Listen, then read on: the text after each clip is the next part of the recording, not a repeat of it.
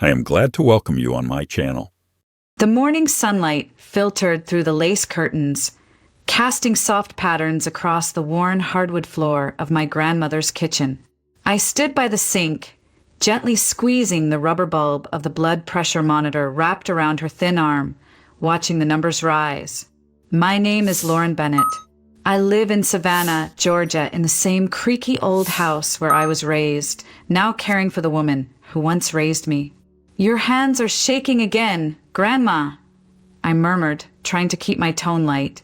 Eleanor Bennett, 80 years old and proud as ever, gave me a scowl that could slice through steel. "Because that thing is lying again. No way my pressure is that good. You and that machine are both wrong." I chuckled. 130/80. That's astronaut material. She huffed, clearly disappointed that the numbers didn't confirm her current act of being at death's door. My grandma had a flair for drama and a deep-seated belief that if she didn't make noise, the world would forget she was here. She shifted upright in her chair, adjusting her scarf like a queen preparing for court. Back in my day, we didn't need gadgets to know how we felt. I can tell my heart's racing. Must be over 200. "Then I guess you'd better sit still, or I'll be calling 911, I teased, placing a plate of toast and scrambled eggs in front of her. At that, her face softened a little. "You wouldn't dare." "You're right. I wouldn't give the ER nurses the satisfaction. They still haven't forgiven you for that time you faked chest pains just to get your wedding ring cut off." Her shoulders shook with laughter she pretended not to have. "That ring was stuck and I wanted it off. Nothing fake about that." We fell into a familiar rhythm. Her nitpicking, my deflection. It was how we'd always been, especially since I'd moved back in after Mama passed and Daddy moved to Alabama for work. I worked mornings at St. Juniper's clinic, afternoons part-time at a small urgent care downtown, and evenings at home with Grandma. She insisted I was doing too much, but she loved the attention. "You know what I was thinking about last night?" she said suddenly, dabbing her mouth with a napkin. "How much I want to live long enough to hold a great grandbaby." I glanced at the clock. 7:20. I still had time. "You've told me that every Sunday since I turned 25, Grandma. And I'll keep saying it till you make it happen. You know what they say, if a woman lives to rock a great-grandchild, her sins get wiped clean, like a Southern baptism with diapers." "That's not how redemption works," I said, but I was smiling. She leaned in, narrowing her eyes. "So, anyone new I should know about?" I hesitated for just a moment too long. Grandma caught it. "Uh-huh, I knew it. Don't you dare say it's nothing." "Who is he?" I sighed, still unsure whether it was too soon to say anything. But something about the glint in her eyes, the same glint she had when she caught me sneaking cookies at age 7, made me cave. "His name's Mark. Mark Bennett." She blinked. "Same last name." I shrugged. "Total coincidence. We're not related, I promise. And we've been seeing each other for almost a year now." Eleanor's face bloomed into something between smug and thrilled. "You tell your mama?" "You're the first person I've told." That seemed to please her even more than the breakfast. She patted my hand, squeezing it with surprising strength. "Lauren, if this Mark boy's as good as he sounds, you'd better keep him. Don't let life pass you by." I nodded, tucking the moment away in a quiet corner of my chest. In that warm Savannah kitchen, with the kettle whistling and the trees outside shaking off the last of spring, I let myself imagine it, the life she wanted for me. A family, a future, a kind of peace I hadn't dared hope for in years. Little did I know that peace was already hanging by a thread. At work, I often joked that the front office of Coastal Care Billing smelled like desperation and burnt coffee. Maybe it was the old carpet, or maybe it was just the way people's dreams shriveled up under fluorescent lights and Excel spreadsheets. I worked 3 days a week there, just enough to keep my foot in the door and my insurance active, reporting to a woman I used to call my best friend, Savannah Reed. We'd known each other since high school. She was the girl with the loud laugh, shiny lip gloss, and a talent for talking her way out of gym class. I was quieter, more the planner, the keeper of details. Somehow opposites stuck. We shared lockers, clothes, even boy crushes once or twice, until life pulled us in different directions. Or maybe it didn't. Maybe I just didn't see it happening. "Why are you glowing like someone proposed?" she asked, plopping into the chair beside me and nudging my elbow with hers. I gave her a look. "You've been watching too many rom-coms again." "No, seriously. You've got that 'someone walked me to my car and settled the right things' face." I sighed. "If you must know, Mark and I had dinner last night. It was nice." Savannah's mouth twisted into a smirk. "Nice? That's it.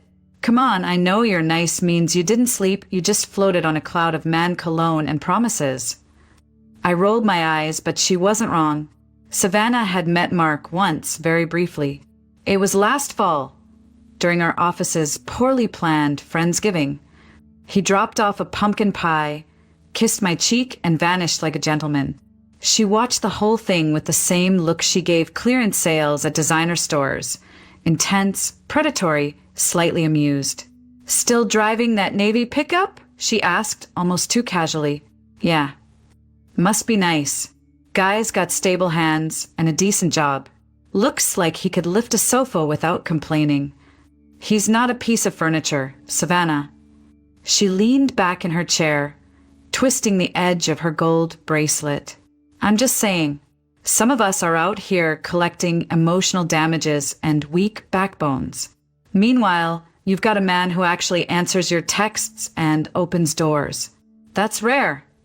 There it was, the edge, the thing she never said out loud but always implied, that I had something she believed belonged to her. I wanted to shake it off, to remind myself this was just Savannah being Savannah, but something in her tone stayed with me all day. Later, as we typed in silence, she spoke again, her voice low. "You know, it's weird." "What is?" "You and Mark. I never thought you'd go for someone like him." "Someone like..." She shrugged, not meeting my eyes. "I don't know. Clean cut. Boring, maybe. Predictable." I didn't answer. I couldn't.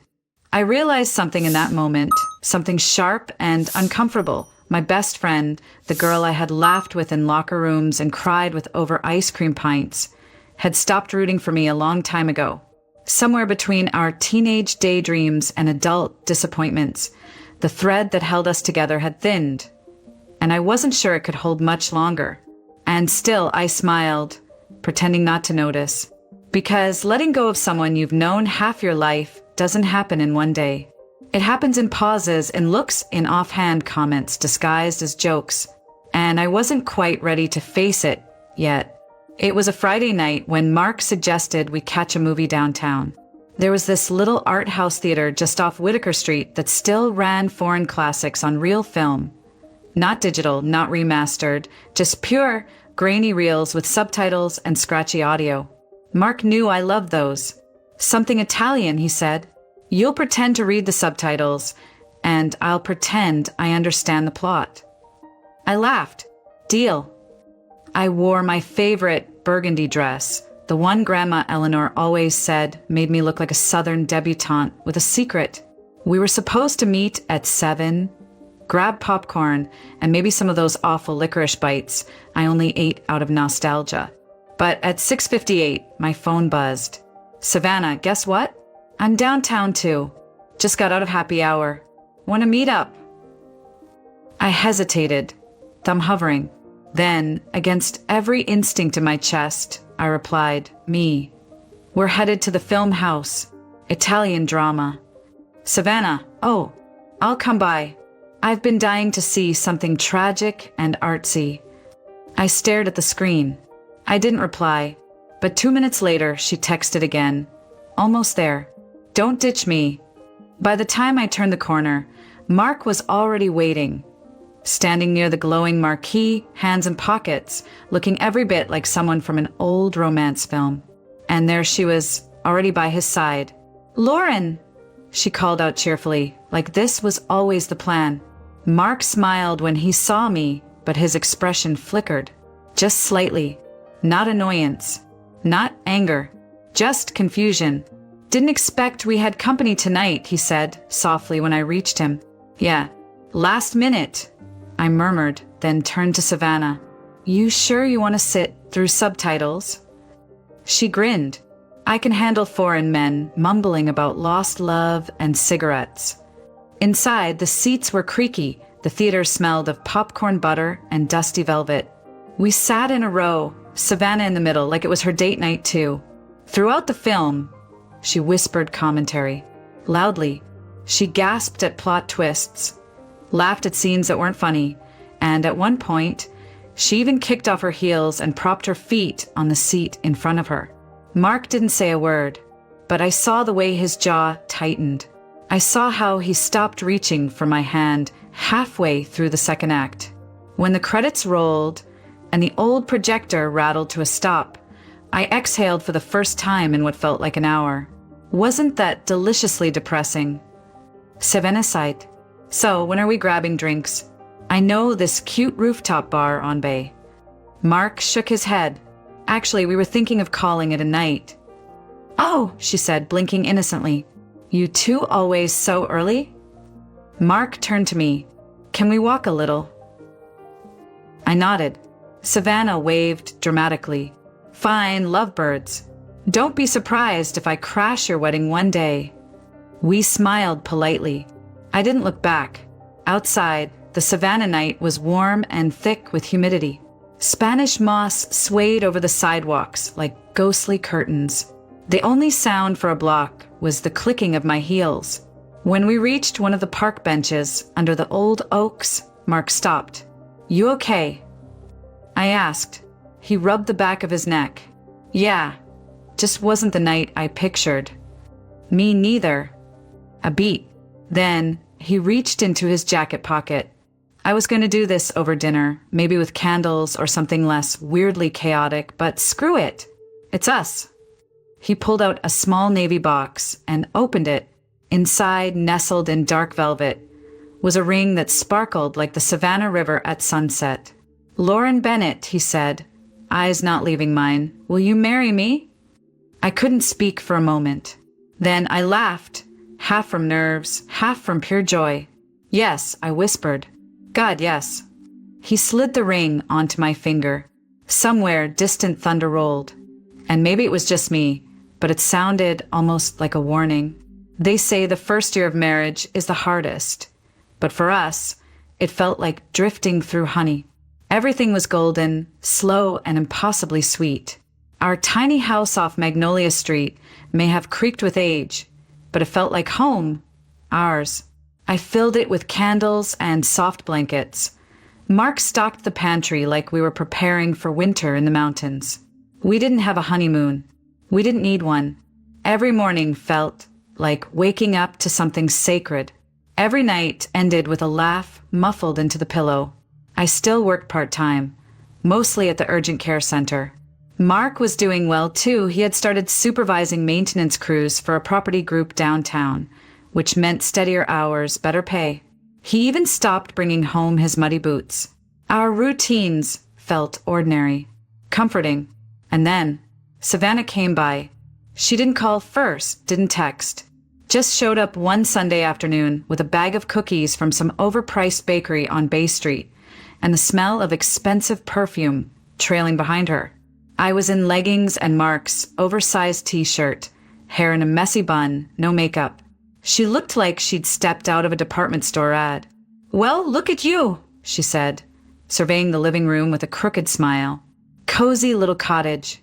I thought you'd moved into something fancier after snagging Mr. Tall and Silent. I laughed, but something about her tone made the air feel less warm.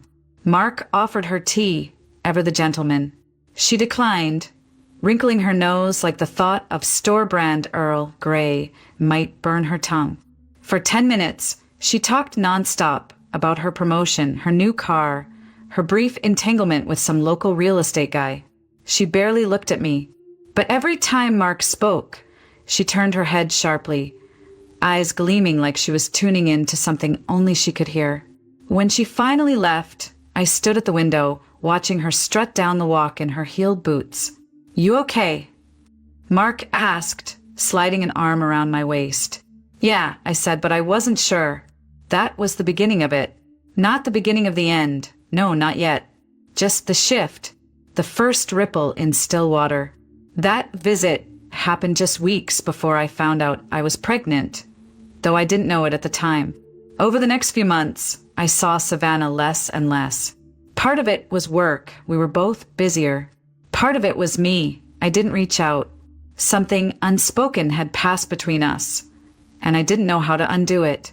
Then came the surprise. The 2 pink lines. I stared at the test for a full 5 minutes before letting myself believe it. Mark held me in the kitchen, both of us barefoot and stunned. He cried. I didn't. I just held on to him and whispered, "We're going to be okay." And we were, at least for a while. Savannah found out at work. She brought me decaf from the cafe downstairs and forced a smile. "A little baby Bennett," she said, voice tight. "How traditional." I thanked her. She patted my hand like she was blessing me before a long, difficult journey she had no intention of taking herself. Weeks passed.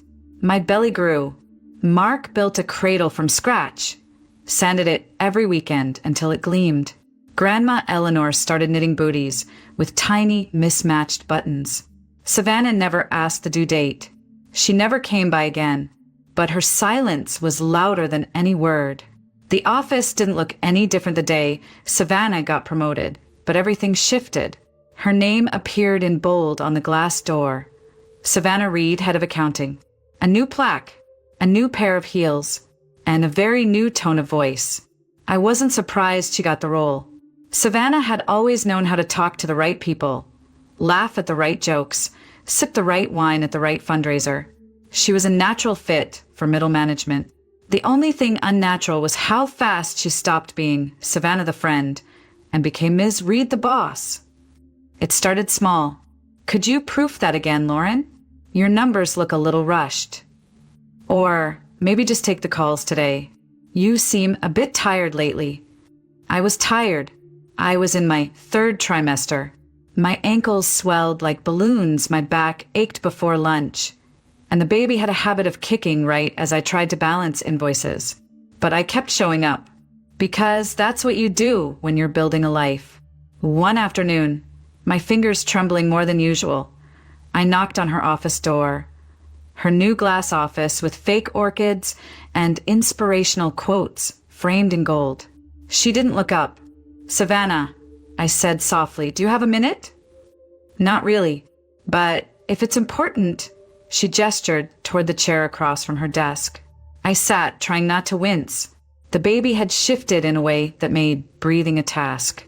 I clutched the folded piece of paper in my hand, my formal request for early leave. I spoke to HR. They said if I got supervisor approval, I could begin maternity leave 2 weeks early. "Just to what?" she cut in. I blinked. "To rest. My doctor said the swelling's gotten worse. They're a little concerned about my—" Savannah let out a breathy laugh, the kind that was neither kind nor amused. "Lauren, we're closing out year-end reports. Everyone's stressed. I've got 3 interns crying in the hallway. You think now's the time to vanish." "I'm not vanishing," I said carefully. "Just asking for a bit of flexibility.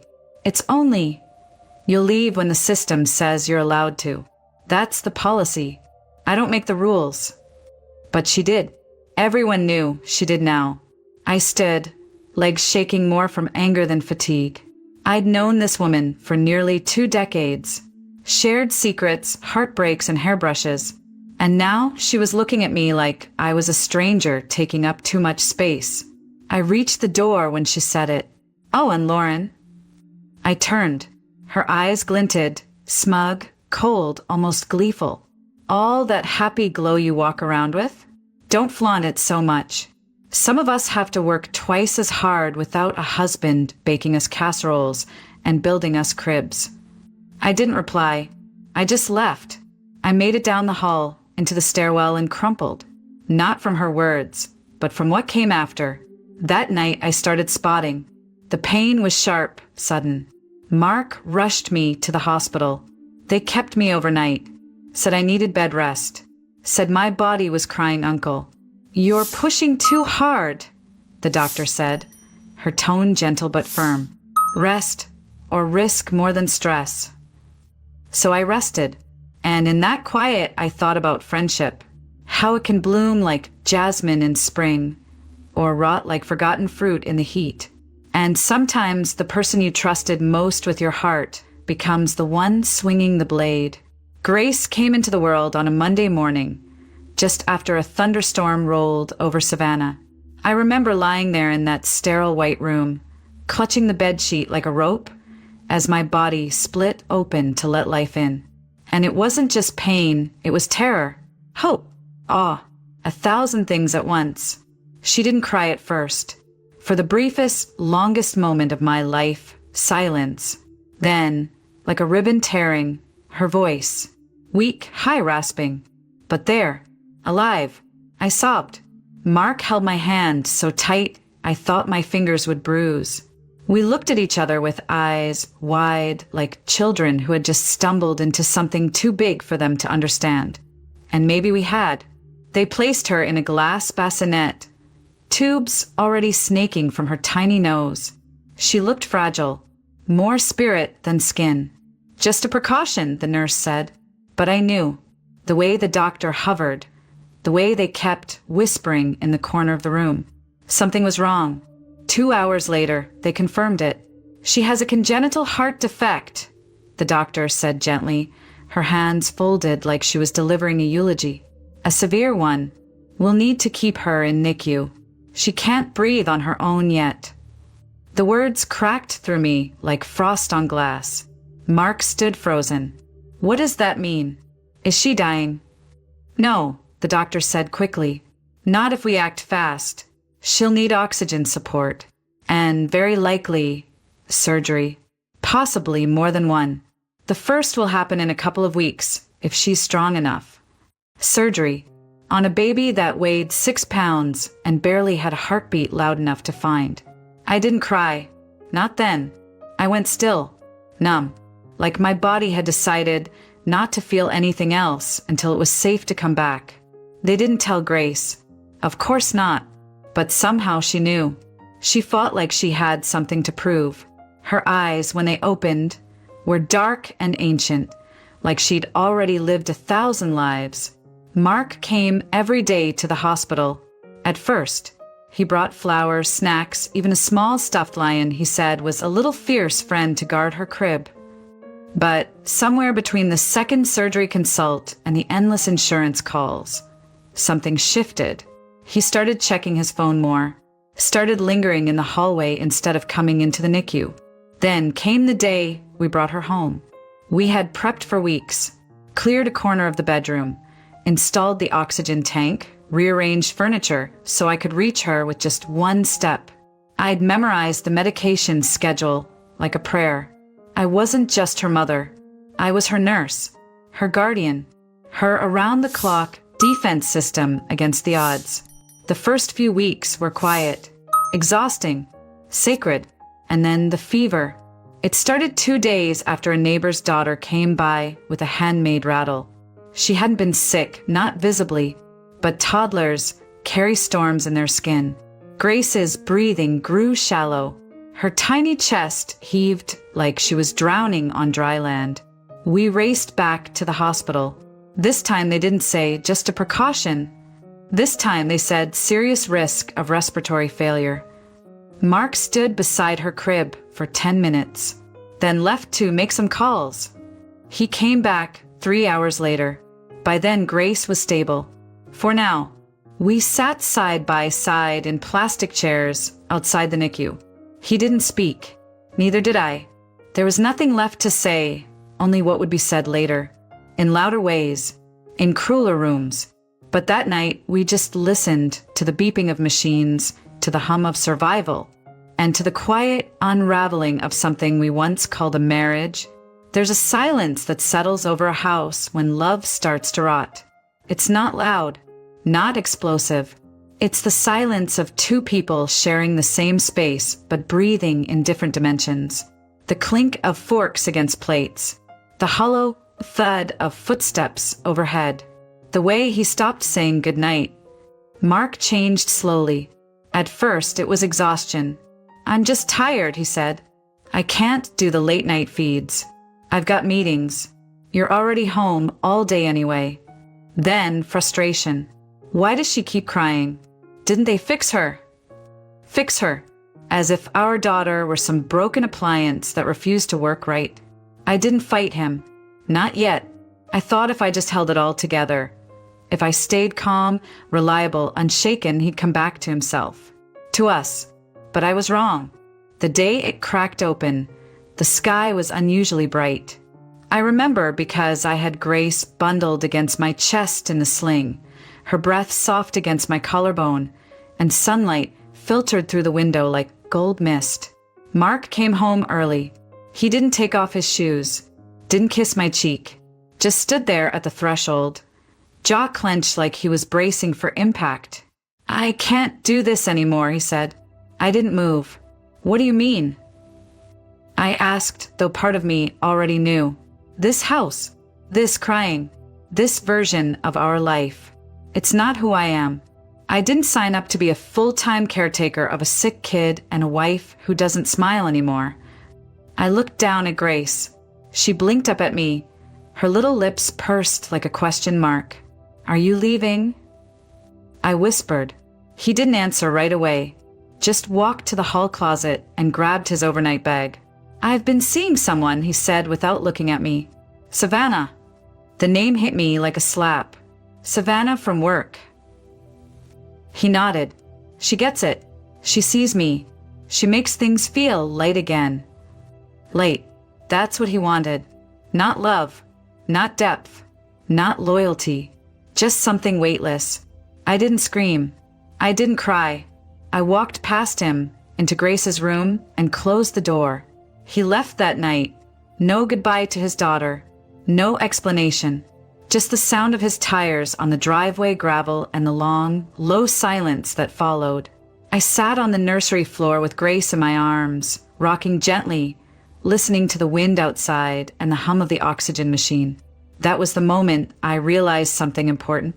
He wasn't coming back, and I didn't want him to. Not the man he'd become. Not the man who looked at his daughter like a burden. Not a miracle.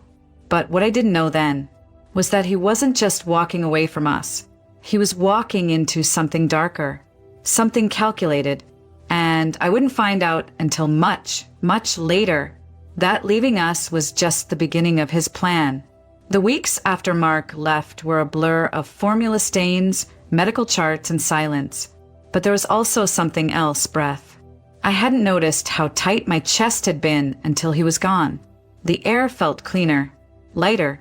Even with the grief curled in the corners of my room like shadows, I could finally exhale. Grace kept me grounded. Her tiny fingers wrapped around mine with surprising strength. Her gaze, sharp, soulful, never wavered. She was a fighter, and because of her, I had no choice but to be one too. We moved out of that suffocating house. I rented a small carriage apartment just off Jones Street, with creaky floors and ivy climbing the windows. It wasn't much, but it was ours. I found work at a local print shop that understood when I needed to take calls from the pediatric cardiologist or rush home early if Grace's oxygen levels dropped. It wasn't glamorous, but it was honest. It was healing. Art found its way back into my life in quiet ways. A sketch here, a watercolor there. I'd paint after Grace fell asleep. Her monitors softly blinking in the background like lullabies. My hands remembered more than I expected.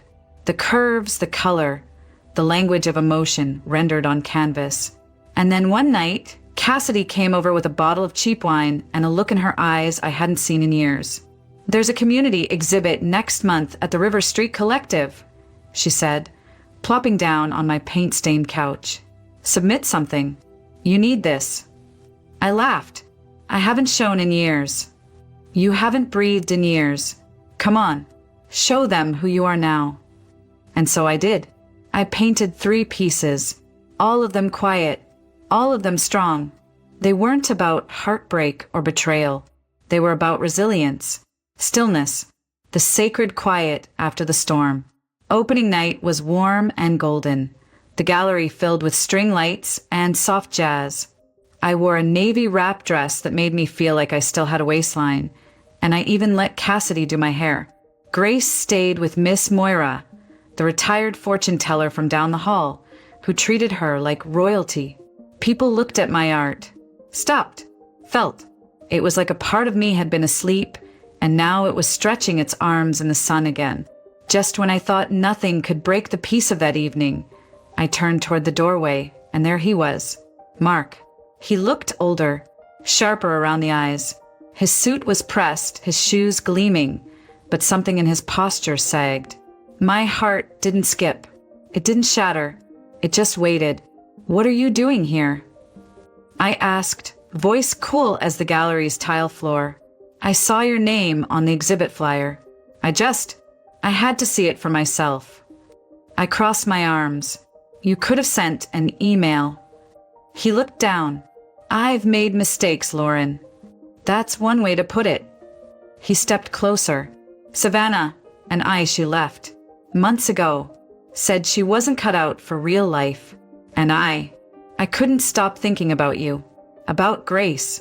I want to be part of her life." The audacity of it. He hadn't called. Hadn't sent a birthday card. Not even a text when Grace had her third surgery. And now he wanted in. After all the heavy lifting had been done, I stared at him for a long moment. Then I smiled. Not out of kindness. Out of clarity. "You don't even know what her favorite color is," I said softly. "And I think that tells me everything I need to know." He flinched, and I turned away. But deep down, I knew this wasn't over. Men like Mark didn't walk away. Not without trying one last time to reclaim what they'd thrown away. And he hadn't shown his hand yet. I didn't hear from Mark for weeks after the gallery. Part of me hoped that confrontation had been enough. That the silence that followed meant he'd crawled back into whatever corner of the world could stomach his excuses. But deep down, I knew better. People like Mark don't come back for closure. They come back for control. It started with a letter. Not from him. From a law firm. Something about shared custody and the best interest of the child. The words were dressed up in politeness, but the threat underneath was sharp and unmistakable. I brought it straight to my lawyer, a steady woman named Judith who wore combat boots under her pencil skirts and had no tolerance for manipulation. "He doesn't have a leg to stand on," she said. "He abandoned his daughter. No judge in Chatham County's going to side with that." Still, the stress settled into my bones like damp air. Grace was old enough now to pick up on energy, and she started having nightmares again. I hated that. Hated that his shadow could still touch her, even from afar. Then came the press release. Prominent architect returns to Savannah with vision for family and community. There he was, Mark, posing in front of a render of a fancy riverside condo project. Arm around a smiling real estate executive, and tucked in the article like an afterthought. Mark Bennett, a proud father reuniting with his daughter Lauren Grace. Plans to establish deeper roots in the city he once called home. Proud father? He hadn't seen her in a year. That's when it hit me. This wasn't about Grace. Not really. It was about optics. His new company, he was trying to build a family man image. Use us as props to soften the edges of his ambition. I was furious.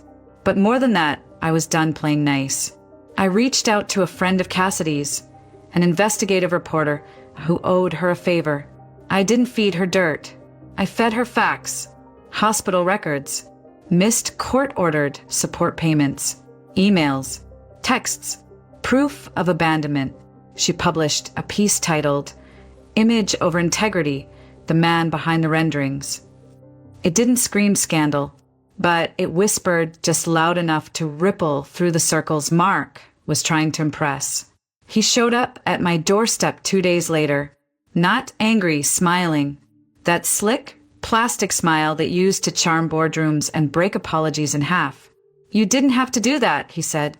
I opened the door just wide enough for him to see my eyes. "Oh, but I did. Because you don't get to rewrite the story anymore." His jaw tensed. "This could have been good for Grace." "No," I said, voice steady. "This would have been good for you. She's not a prop. She's not your redemption arc. She's a human being. And you don't even know what color her bedroom walls are." He didn't speak. "Let me make this simple," I continued. "You stay away. You stop using her name in interviews. You drop this charade. Or I'll go back to the press with everything." For a moment, I saw the mask slip. The real Mark, raw and cornered. He didn't lash out. He didn't threaten. He simply turned and walked away. That was the last time I saw him. There were no courtroom battles, no tearful reunions, just a quiet ending to a story that should have never been his to control in the first place. And for the first time in a long time, I felt safe. But more than that, I felt free. A year later, I stood on the front porch of our new home, small, white-trimmed, with shutters the color of summer peaches. Grace was inside, napping with her favorite stuffed bear tucked under one arm, and the late afternoon sun poured through the windows like liquid honey. Everything smelled like lavender and lemonwood polish. There were no headlines, no grand pronouncements, just life soft and unfolding. The gallery had offered me a permanent spot that spring. My Resilience series had struck a chord, and suddenly I wasn't just a woman who'd survived something. I was an artist again. People came to see the work, but more than that, they came to feel it. And in those quiet moments between canvas and I felt seen too. Cassidy had stayed in my life, fiercely loyal as ever. We'd sit on my back porch with sweet tea and old Fleetwood Mac records, laughing over nothing and everything. She said the house felt like it breathed, like it was always exhaling peace. And maybe that's what healing is.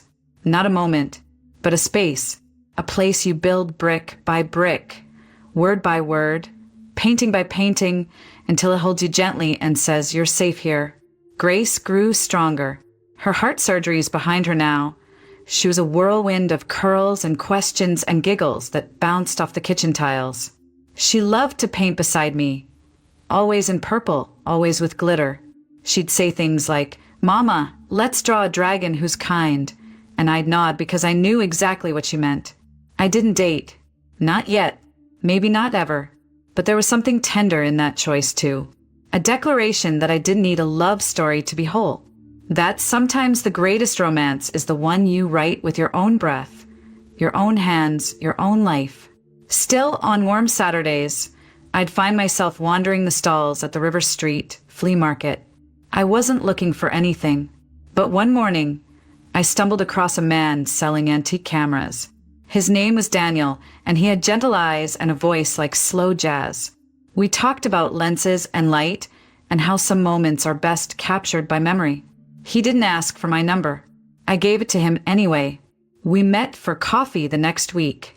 And maybe, just maybe, that's how it begins again, not with a bang, but with a quiet cup of coffee on a slow morning, when you've already made peace with yourself and someone simply fits into the rhythm you've built. I don't know where the road leads next. I just know that wherever it does, I'm not afraid anymore. Because I have grace. Because I have grace. Because I finally gave it to myself.